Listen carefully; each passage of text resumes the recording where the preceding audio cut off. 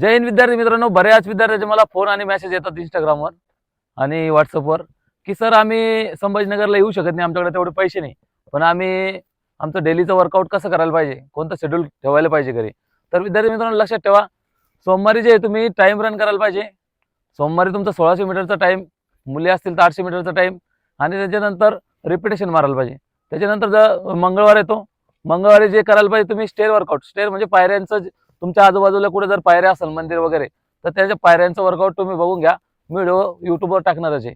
त्याच्यानंतर जो बुधवार येतो, बुधवारी तुम्ही एबीसी वर्कआउट करायला पाहिजे आणि त्याच्यानंतर वर्कआउट झाल्यानंतर नॉर्मल रिलॅक्सेशन करून प्रॉपर डाएट घेऊन तुम्ही रेस्ट करायला पाहिजे. गुरुवारी जे तर प्रत्येक गुरुवारी, आठवड्यातल्या प्रत्येक गुरुवारी तुम्ही टेकडीचं शेड्यूल तुमच्या ठेवायला पाहिजे आणि आजूबाजूला तुमच्या गावाच्या सभोवताली कुठे टेकडी असत तर तुम्ही टेकडीच्या रिपिटेशन या गुरुवारी मारल्या पाहिजे. राहिला विषय शुक्रवारचा, शुक्रवारी जे नॉर्मल रिपिटेशन 100 मीटरच्या आणि 400 मीटरच्या रिपिटेशनचं शेड्यूल तुम्ही बनवा.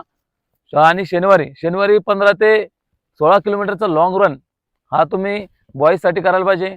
आणि जर तुम्ही गर्ल्स असाल तर तुम्ही 7 किलोमीटरचं लॉंग शेड्यूल बनवायला पाहिजे. रविवारी पूर्ण तुम्ही रेस्ट घ्या.